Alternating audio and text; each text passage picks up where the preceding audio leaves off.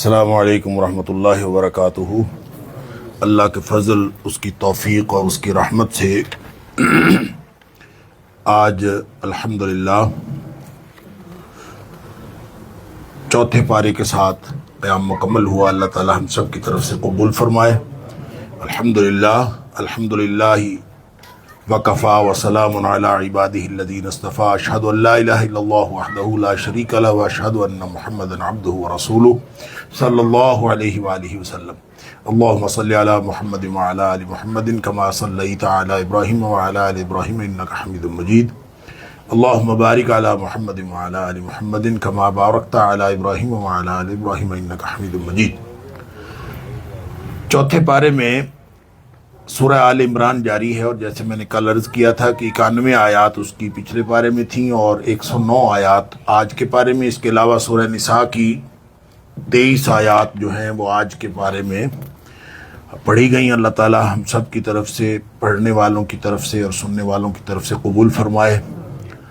سورہ آل عمران کے مضامین کے اعتبار سے میں نے عرض کیا تھا کہ 7 حصے اگر کر لیے جائیں تو چوتھا حصہ آیت نمبر 64 سے لے کر 101 تک یہ جاری ہے، اور اس میں اللہ کریم نے اہل کتاب کی خرابیوں کی کچھ تفصیل بیان کی ہے، ان کے شبہات کا ازالہ فرمایا ہے۔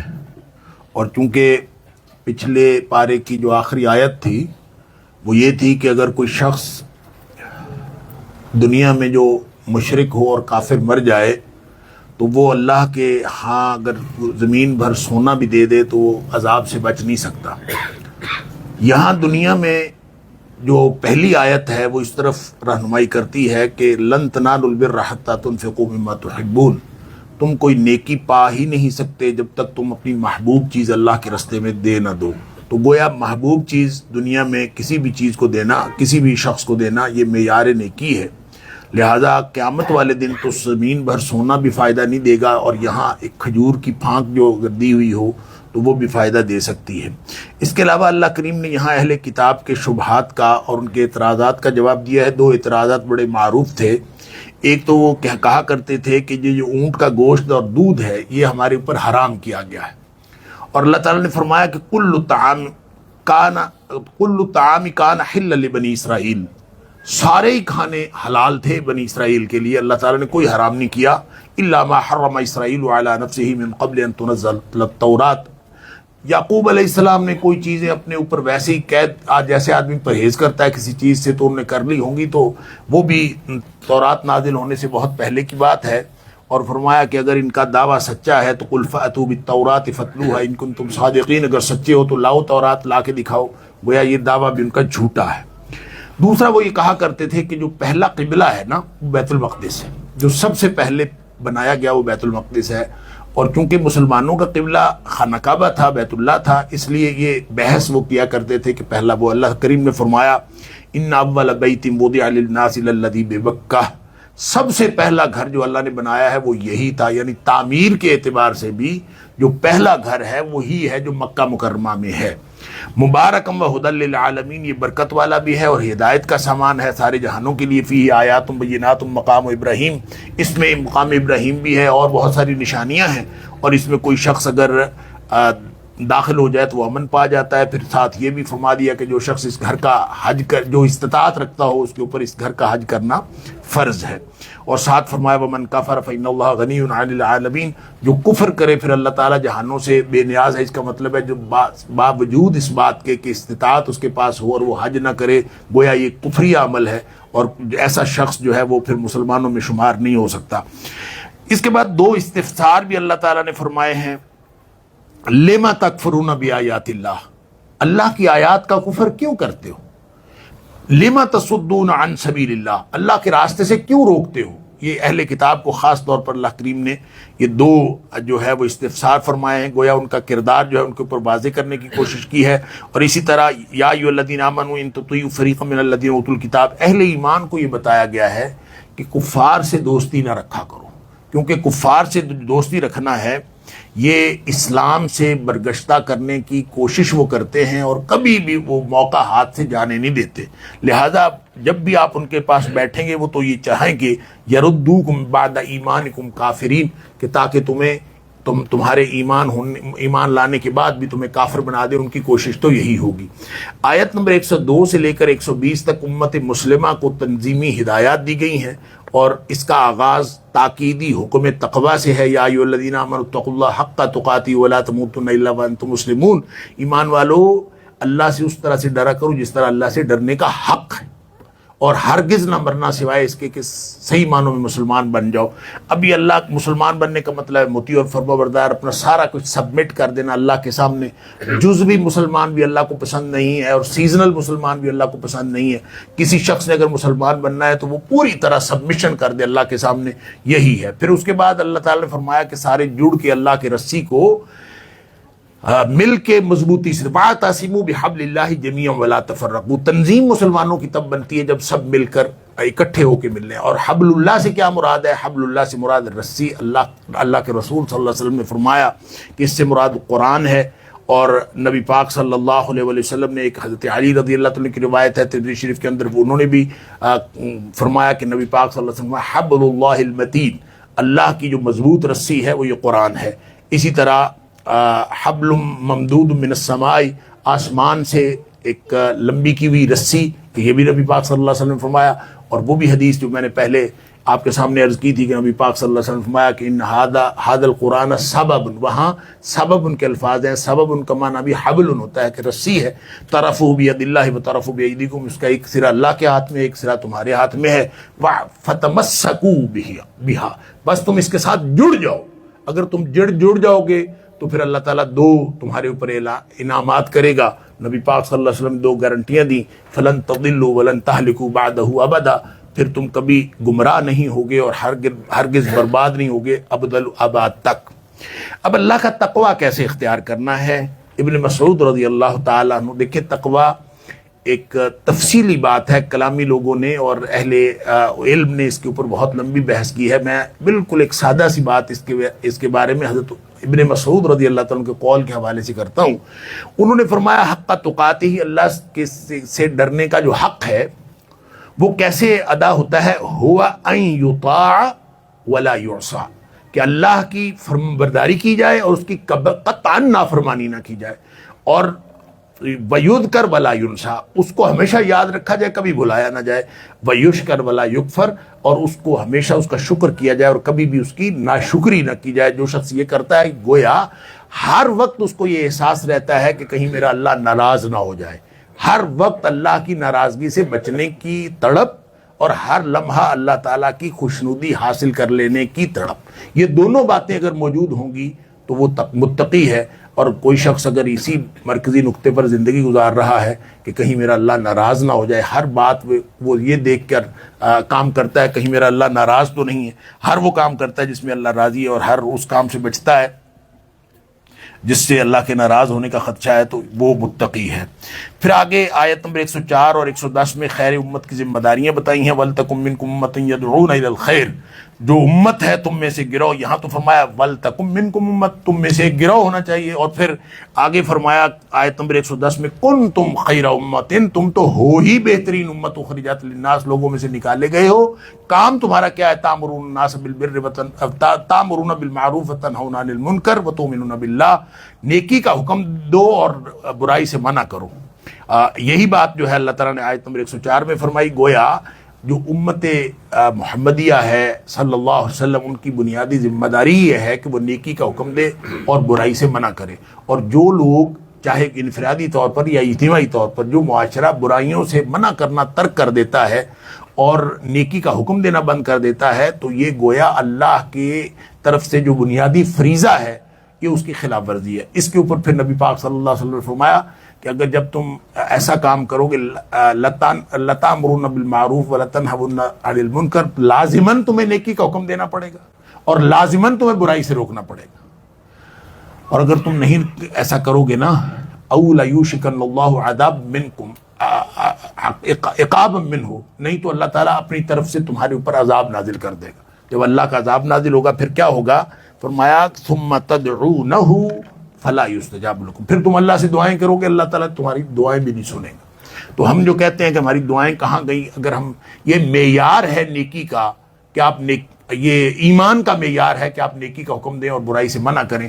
نبی پاک صلی اللہ علیہ وسلم نے فرمایا، دو حدیث ہیں، لمبی حدیث ہے، میں صرف مختصر کرتا ہوں، کہ اس کے دل میں ایمان ہی نہیں ہے جس کے دل سے برائی کی نفرت نکل جائے۔ فرمایا اگر فمن رأى منکم منکرا فلیغیرہ بیدہ، جو کوئی برائی دیکھے اس کو ہاتھ سے روک دینا چاہیے۔ اگر وہ قوت نافذہ رکھتا ہے، حکمران ہے، حکمران قوت نافذہ رکھتے ہیں، گھر میں جو گھر کا سربراہ ہے وہ قوت نافذہ رکھتا ہے، برائی دیکھے برائی کچل دینا چاہیے، کہ جو قوت نافذہ اس کو کچل دینا چاہیے۔ نہیں کر سکتے تو فَإِن لَّمْ يَسْتَطِعْ فَبِلِسَانِهِ، زبان سے تو روکے کم از کم، اگر زبان سے بھی نہیں روکتا فَبِقَلْبِهِ، کم از کم دل سے برا سمجھے، اور اگر برائی کے ساتھ کمفرٹیبل ہو گیا تو فرمایا ذَلِكَ أَضْعَفُ الْإِيمَانِ، یہ ایمان کا آخری درجہ ہے، اور اس کے بعد ایمان دل میں موجود نہیں رہتا۔ جس معاشرے کے اندر برائی کی نفرت دل سے نکل جائے، لوگ معاشرے میں برائی کے ساتھ کمفرٹیبل ہو جائیں اور صلح صفائی سے برائی کے ساتھ رہنا شروع کر دیں، اس کا مطلب یہ ہے کہ وہاں پہ ایمان جو ہے وہ خارج ہو چکا ہے، اللہ تعالیٰ معاف فرمائے۔ اور دوسری حدیث میں آپ نے فرمایا وَلَيْسَ وَرَاءَ ذَلِكَ مِنَ الْإِيمَانِ حَبَّةُ خَرْدَلٍ، اس کے بعد ایمان رائی کے دانے کے برابر بھی باقی نہیں رہتا۔ پھر آپ نے فرمایا جو اہل کتاب ہیں ان سے تمہارا تصادم ہو سکتا ہے، اگر کہیں تصادم ہو بھی تو کوئی بڑے نقصان کا خطرہ نہیں ہے تمہیں، لَن يَضُرُّوكُمْ إِلَّا أَذًى، زیادہ زیادہ چھوٹی موٹی تکلیف تمہیں آ سکتی ہے، وہ کبھی کبھی بڑا نقصان نہیں کر سکتے۔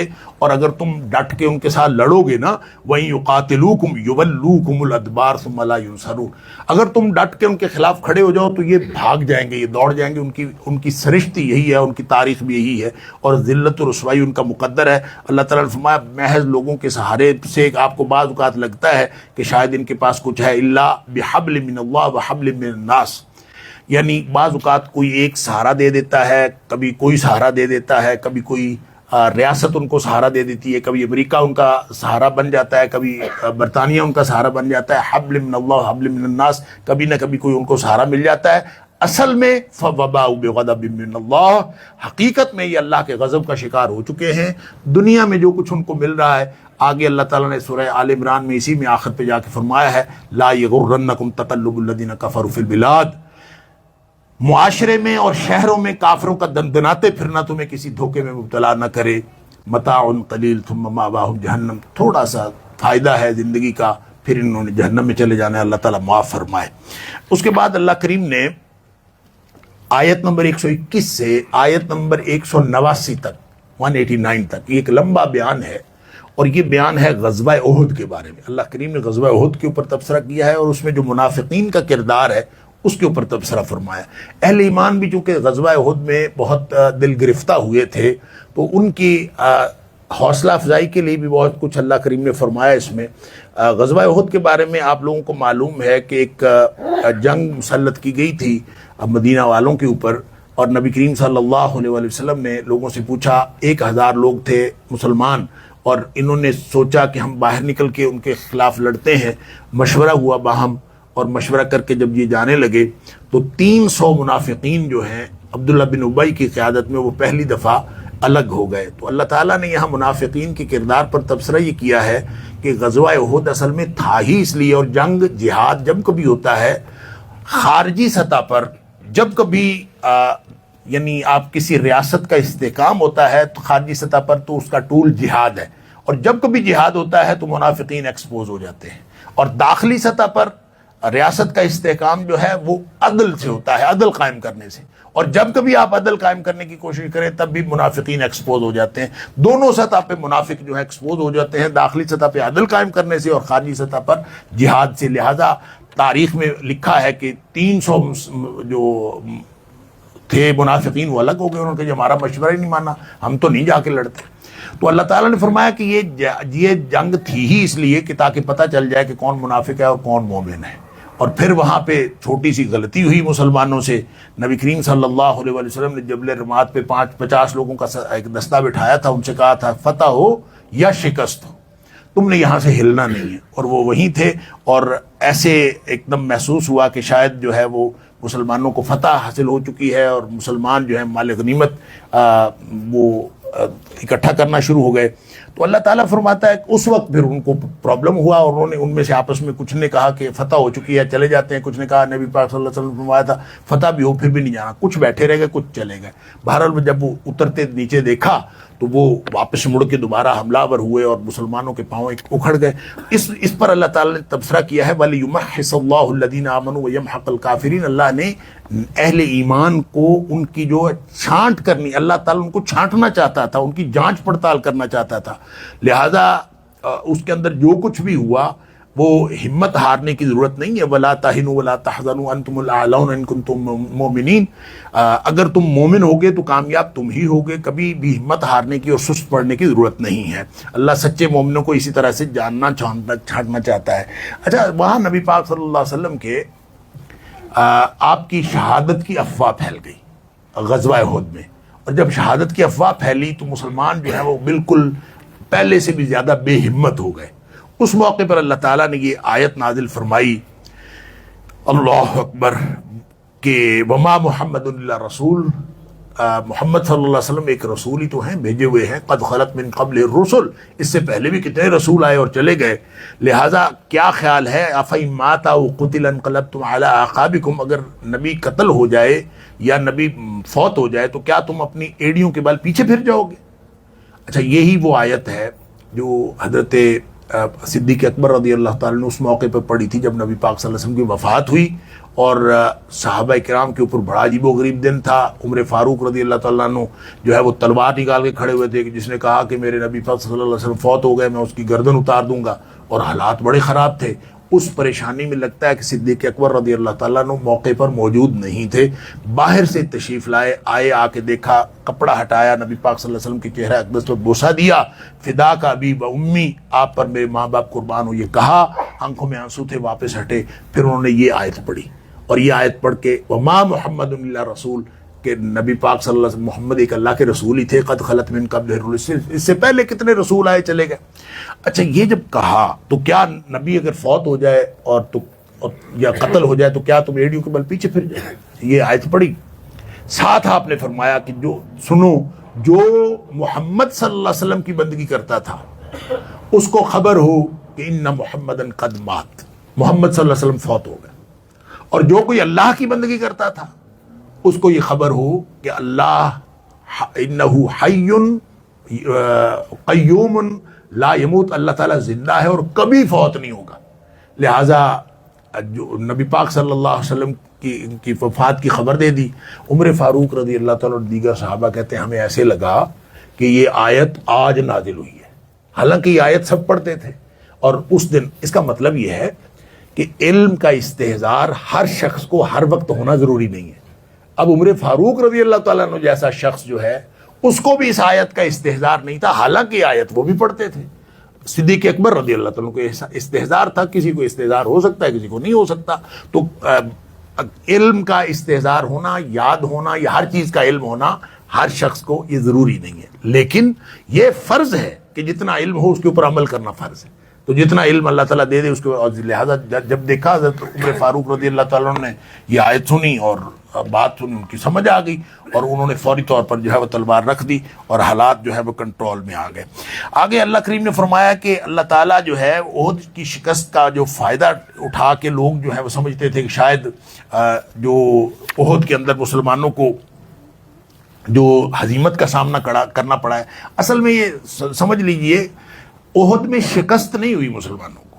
اس کی وجہ یہ ہے کہ شکست اس وقت ہوتی ہے جب یا تو مسلمانوں کا مال لوٹا گیا ہو تو شکست کہی جا سکتی ہے, مسلمانوں کے کسی علاقے کو فتح کر لیا گیا ہو تو شکست کہی جا سکتی ہے, مسلمان میدان سے فرار ہو گئے ہوں تو شکست کہی جا سکتی ہے, میدان چھوڑ کے تو وہی بھاگے.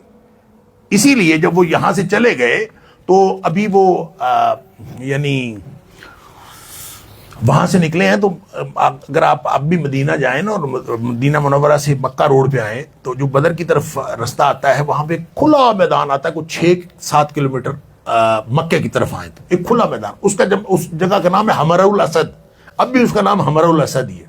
اچھا, حمرہ الاسد میں جب یہ واپس مڑے تو جا رہے تھے واپس مکے کی طرف, تو جب یہ اس میدان میں پہنچے تو ان کو آپس میں خیال آیا کہ ہم جیت کے آ رہے ہیں کہ ہار کے آ رہے ہیں. اور پھر بھی بیٹھ گئے وہاں پہ سوچنے کے لیے.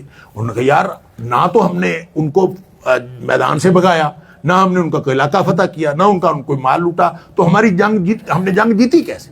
لہٰذا انہوں نے سوچا ایسے کرتے ہیں یہاں رکو اور واپس دوبارہ حملہ کرو تاکہ ہم اس کو فتح مکمل کر کے جائیں.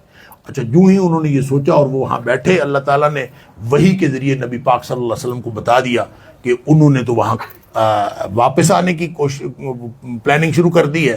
لہذا جبریل علیہ السلام آئے نبی پاک صلی اللہ علیہ وسلم کے پاس. انہوں نے آ کے کہا کہ جبریل نے ابھی ہتھیار نہیں اتارے تو آپ بھی ہتھیار نہ اتاریں اور دوبارہ تیار. نبی پاک صلی اللہ علیہ وسلم اب ان کا خیال تھا کہ اب یہ تو شکست خوردہ لشکر ہے.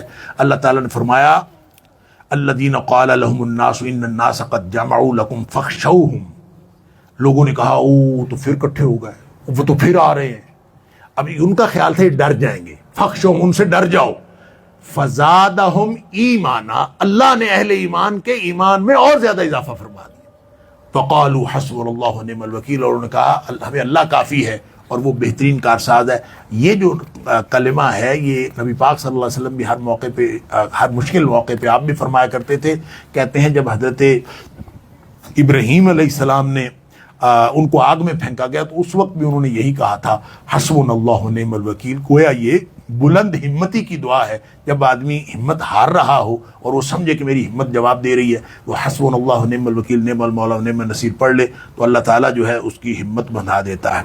آگے پھر کفار کے لیے قانون مہلت کی بات ہے اور یہود کی بخیلی کا تذکرہ ہے. یہود یہ یہود پتہ کیا کرتے تھے؟ یہ مال کو روک لیتے تھے. فرمایا ولا يحسبن الذين يبخلون بما آتاهم الله من فضله هو خير لهم. جو مال کو روک لیتے ہیں نا، دیتے نہیں اللہ کے راستے میں، یہ نہ سمجھیں کہ یہ اچھا ہے ان کے لیے، بل ہوا شر لهم، ان کے لیے بہت برا ہے. سيطوقون ما بخلوا به يوم القيامة، قیامت والے دن یہی مال طوق بن کے ان کے گلے میں پہنایا جائے گا. اچھا پھر اللہ تعالیٰ نے فرمایا کہ اللہ نے قول سن لیا ہے. جو بکواس کرتے تھے یہودی، حرزہ سرائی کرتے تھے نبی اللہ کریم کی شان میں، کہتے تھے ان اللہ فقیر ونحن اغنیاء. اللہ کہتا ہے قرض دے دو، اللہ کہتا ہے قرض دے دو. اللہ غریب ہے؟ کہتے ہیں اللہ غریب ہے، ہم امیر ہیں. ان اللہ فقیر ونحن اغنیاء. اللہ تعالیٰ فرماتا ہے سنکتب ما قالوا، ہم نے لکھ لیا ہے جو انہوں نے حرزہ سرائی کی ہے. وقتلهم الانبیاء بغیر حق، اور یہ جو نبیوں کو قتل کرتے رہے ان کا جو پورا کردار ہے وہ لکھا ہوا ہے. اور اللہ تعالیٰ جو قیامت والے دن جب دے گا نا ان کو سارے جواب اور سارے ان کے جو بدلے، فرمایا وَنَقُولُ ذُوقُوا عَذَابَ الْحَرِيقِ، اس کا جواب ہم یہی دیں گے کہ اب جلنے والا عذاب چکھو. آخری حصہ جو ہے سورہ آل عمران کا، یہ 11 آیات ہیں، آیت نمبر 190 سے لے کر 200 تک. یہ بڑی اہم آیات ہیں، بہت ہی اس کے اندر اللہ تعالیٰ کی تعریف بھی ہے، غور و فکر کی دعوت بھی ہے، اللہ تعالیٰ کی قدرت و خالقیت کا ذکر بھی ہے، اور دعوت نبوی پر لبیک کہنے کا حکم بھی ہے. اور پھر اس میں بندگان خدا کا جو رد عمل ہے اور دعائیں ہیں وہ بھی اس میں شامل ہیں. اور یہ اس قدر یہ یعنی متنوع مضامین اس کے اندر ہیں. تو نبی پاک صلی اللہ علیہ وسلم کے بارے میں بخاری شریف کے اندر آتا ہے کہ آپ جب تہجد کے لیے بیدار ہوتے تھے نبی پاک صلی اللہ علیہ وسلم، تو آپ یہ 11 آیات جو ہیں ان کو تلاوت فرمایا کرتے تھے. جب بھی آپ تہجد کے لیے یعنی نماز شروع کرنے سے پہلے آپ ان کو تلاوت فرمایا کرتے تھے.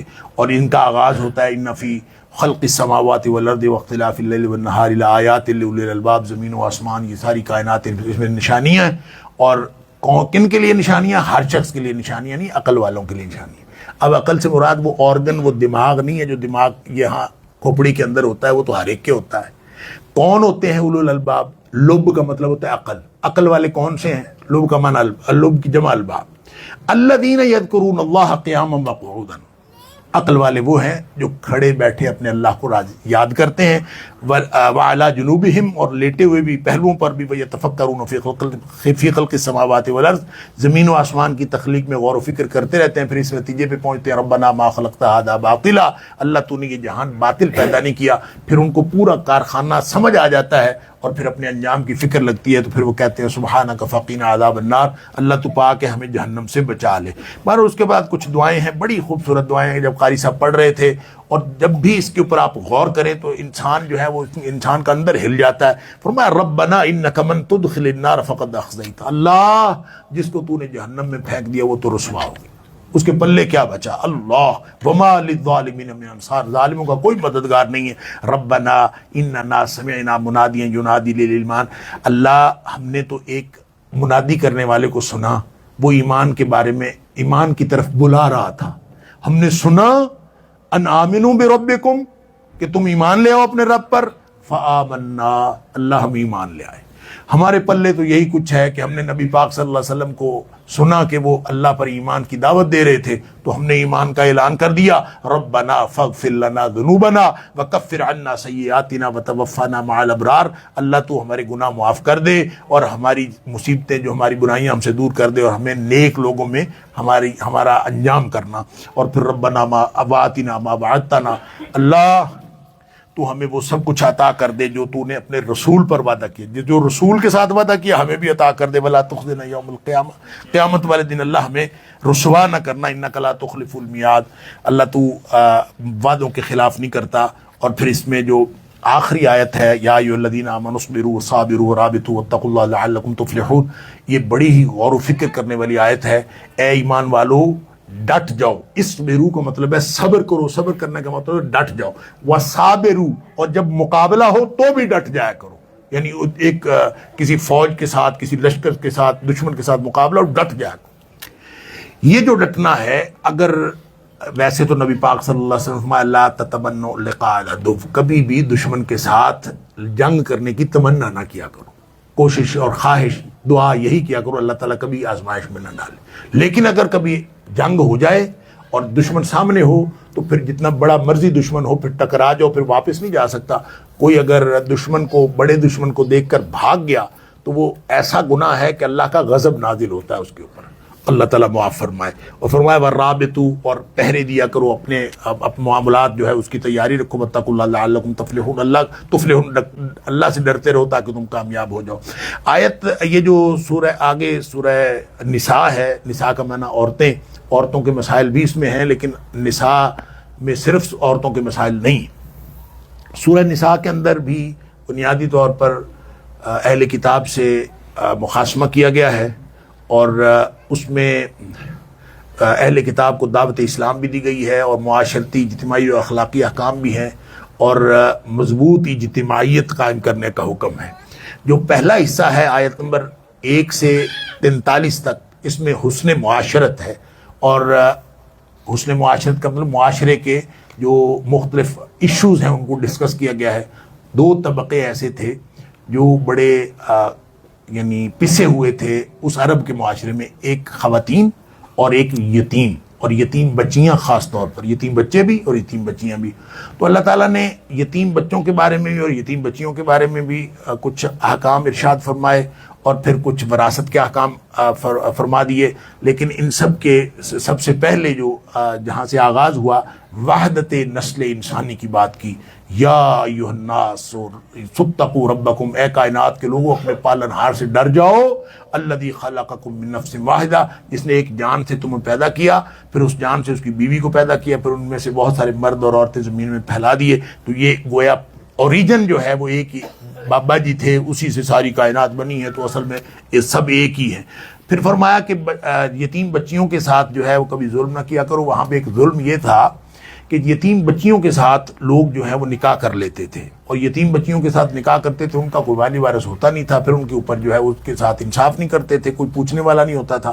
اس لیے فرمایا وَإِنْ خِفْتُمْ أَلَّا تُقْسِطُوا فِي الْيَتَامَىٰ، اگر تم یہ ڈر ہو کہ یتیم بچیوں کے ساتھ تم نکاح کر کے ان کے ساتھ انصاف کا معاملہ نہیں کر سکتے، عدل نہیں کر سکتے، فَانْكِحُوا مَا طَابَ لَكُم مِّنَ النِّسَاءِ، تو پھر یتیم بچیوں سے نکاح نہ کیا کرو۔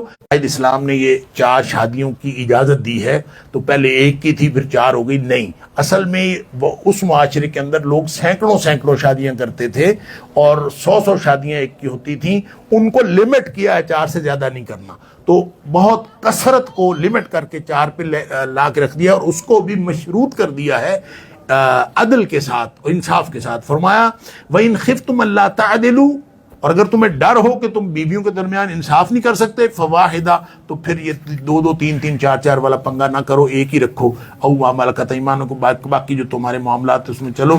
اچھا، باقی فرمایا کہ جو بچے ہیں نا چھوٹے چھوٹے یتیم بچے، ان کے حقوق کا خیال رکھو، ان کا مال نہ کھاؤ، اور پھر حکم وراثت اس میں بتا دیا کہ بچے چاہے چھوٹے ہوں چاہے بڑے ہوں سب کا جو ہے حصہ مقرر کر دیا۔ اب یہ جو حصے مقرر کیے ہیں اس کی تفصیل ہے آیت نمبر 11 سے لے کر آیت نمبر 14 تک، لیکن بنیادی اصول یہ ہے کہ جو بچہ ہوگا اس کو 2 حصے ملیں گے، بچی کو 1 حصہ ملے گا۔ اچھا، اس پر بھی بہت سارے لوگوں کو اعتراض ہے، اس کا آدھا حصہ کیوں؟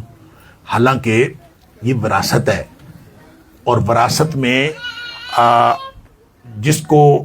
جس کو وہ حصہ جا رہا ہے وہ کفالت کا ذمہ دار وہ ہونا چاہیے۔ کفالت کا ذمہ دار کون ہے؟ لڑکا۔ لڑکی تو اگر وہ ماں ہے تو بیٹے اس کے ذمہ دار ہیں، اگر وہ بیوی ہے تو شوہر ذمہ دار ہے، اگر وہ بیٹی ہے تو باپ ذمہ دار ہے۔ اگر شریعت یہ آدھا بھی نہ دیتی نا عورت کو تو بھی یہ ٹھیک تھا، اس لیے کہ عورت کے اوپر معاشی ذمہ داری اسلام نے ڈالی ہی نہیں، معاشی ذمہ داری ساری کی ساری مرد پر ہے، لہذا مرد کو 2 حصے دے کے آدھا حصہ اس کو بھی دے دیا۔ یہ اصل میں اس کے حق کی رعایت ہے، یہ اس کا حق مارا نہیں گیا، اس کے حق کی رعایت ہے۔ وہ اس کو آدھا وراثت میں حصہ بھی مل گیا، لیکن یہ نہیں کیا کہ اس کو ایسا کیا ہو کہ مالی معاملات میں اس کو آدھا ذمہ دار بھی قرار دے دیا جائے۔ ذمہ دار وہ پھر بھی کوئی نہیں ہے، ذمہ داری ساری مرد کے اوپر ہے۔ یہ 2 حصہ لے تو لیتا ہے، لیکن اس کے اوپر ٹوٹل ذمہ داری ہے جو اس کے اوپر اس کے پاس معاشی ذمہ داری نہ ہونے کے باوجود اس کو آدھا حصہ دے دیا۔ تو یہ اصل میں اسلام نے مہربانی کی ہے اس عورت پر، عورت کے حقوق کو جس طرح اسلام نے تحفظ کیا اس طرح کسی اور نے کیا۔ اچھا، پھر اللہ تعالیٰ فرماتا ہے یہ جو حصے بنائے ہیں نا، آباؤکم و ابناؤکم، باپ کو زیادہ ملنا چاہیے، بیٹے کو زیادہ ملنا چاہیے، کس کو زیادہ ملنا چاہیے، کون قریبی ہے کون نہیں۔ فرمایا لا تدرون ایہم اقرب لکم نفعا، تمہیں نہیں پتا تمہارا فائدہ کس بات میں ہے، اللہ کو پتا ہے۔ فریضۃ من اللہ، یہ اللہ نے فرض کیے ہیں، لہذا وہ کام کرو جو اللہ نے کہا ہے۔ پھر فرمایا تلک حدود اللہ، یہ ساری کی ساری حدود اللہ ہے، اس کو اللہ کی حدود سمجھ کے سارے حقوق دیا کرو۔ اور ہم جو ہیں وہ داڑیاں تو رکھ لیتے ہیں، صف اول کے نمازی بھی بن جاتے ہیں، بہنوں بیٹیوں کو حصہ دیتے وقت ہمیں جو ہے یہ حدود اللہ یاد نہیں آتی ہیں۔ اللہ تعالیٰ معاف فرمائے، وراثت کا قانون نافذ کرنا یہ حدود اللہ میں سے ہے، اور اگر کوئی شخص اس میں گڑبڑ کرتا ہے تو عدم تعمیل پر سخت وعید بتائی گئی ہے۔ تلک حدود اللہ ومن یطع اللہ ورسولہ یدخلہ جنات تجری من تحتہا الانہار خالدین فیہا، جو تو یہ حدود پوری کرے گا اس کو تو جنت ملے گی۔ ومن یعص اللہ ورسولہ ویتعدی حدودہ، اور جو اللہ کی حدود کو کراس کرتا ہے اور بات نہیں مانتا، یدخلہ نارا خالدا فیہا، اللہ اس کو جہنم میں پھینکے گا اور ہمیشہ جہنم میں رہے گا، وَلَهُ عذاب مہین، رسوا کن عذاب ہے۔ اچھا، یہاں آخر پہ ایک توبہ کے حوالے سے بھی بات اللہ کریم نے فرمائی ہے کہ توبہ 2 قسم کی ہوتی ہے۔ کچھ لوگ تو توبہ کرتے ہیں، گناہ کر بیٹھتے ہیں بجہالت، نادانی میں گناہ ہوتا ہے، پھر وہ ثم یتوبون من قریب، یوں ہی ان کو حالات کی جو مغلوبیت کم ہوتی ہے یا جذبات کی مغلوبیت کم ہوتی ہے، ثم یتوبون من، فوراً توبہ کرتے، دیر نہیں لگاتے۔ فرمایا یہ وہ لوگ ہیں جن کی توبہ فاولئک یتوب اللہ علیہم، ان کی توبہ اللہ قبول فرما لے۔ کچھ لوگ ایسے ہوتے ہیں ولیست التوبۃ للذین یعملون السیئات، وہ کچھ لوگ گناہ کرتے رہتے ہیں، کوئی ان کو خوف نہیں ہوتا، یہاں کہ حتی اذا حضر احدهم الموت، موت قریب آ جاتی ہے، پھر وہ کہتا ہے قال انی تبت الآن، اللہ میں اب توبہ کرتا ہوں۔ اللہ فرماتا ہے ان کی توبہ قبول نہیں ہوتی، اور نہ ہی ان لوگوں کی جو کافر مر گئے۔ اس لیے کافر مر گیا اس کی توبہ قبول نہیں، اس کے لیے دعا نہیں کرنی، لیکن جو کافر زندہ ہے اس کے لیے دعا بھی کرنی چاہیے، اس کے لیے خیر خواہی بھی کرنی چاہیے، چاہے جتنا بڑے سے بڑا کافر ہو، جب تک وہ اس کی موت نہیں آتی، موت سے پہلے اس کے پاس توبہ کرنے کا اور ہدایت پر آ جانے کا موقع موجود ہے۔ لہٰذا آپ کوشش بھی کریں، آپ اس کے لیے دعا بھی کریں، لیکن جب وہ مر جاتا ہے پھر اس کے لیے دعائے مغفرت نہیں کی جا سکتی، کیونکہ پھر جو معاملہ اس کا ہے اللہ تعالیٰ اس کے ساتھ کرے۔ آخر پہ اللہ تعالیٰ نے محرمات کی تفصیل دی ہے، یہ بات بیان کرنا اس لیے ضروری ہے۔ محرمات ان رشتوں کو کہتے ہیں جن کے ساتھ شادی نہیں ہو سکتی،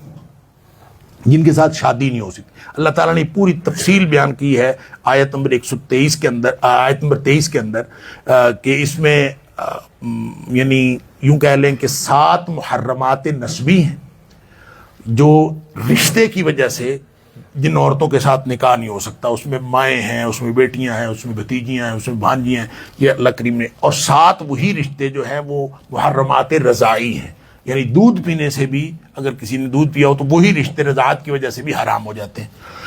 اور 4 سسرالی رشتہ دار ہیں، ساس، بہو، ربیبہ، یعنی ربیبہ وہ ہوتی ہے کہ جو آپ نے کسی خاتون سے نکاح کیا اور اس نے پہلے کسی سے نکاح کیا تھا، متعلقہ یا بیوہ ہو، اور اس کی بیٹی ہو، اور وہ بیٹی جب کسی پچھلی خاتون کے ساتھ آ جاتی ہے تو اس کو ربیبہ کہتے ہیں، اس کے ساتھ بھی نکاح حرام ہے۔ اور اسی طرح دو سگی بہنوں کو جمع کرنا، یہاں ہے کہ وَأَن تَجْمَعُوا بَيْنَ الْأُخْتَيْنِ، دو بہنیں جو ہیں بیک وقت کسی ایک نکاح میں آ جائیں، یہ حرام ہے۔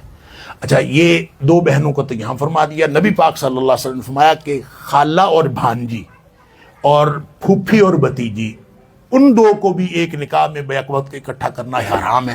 جس طرح قرآن نے کہا کہ دو بہنوں کو جمع کرنا حرام ہے، اسی طرح پھوپھی بھتیجی اور خالہ بھانجی کو بھی جمع کرنا ایک رشتے میں ایک بیک وقت، یعنی ایک شخص کی دو بیویاں ہوں تو یہ حرام ہے۔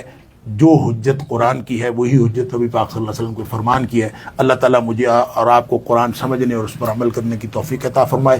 وآخر دعوانا الحمدللہ رب العالمین۔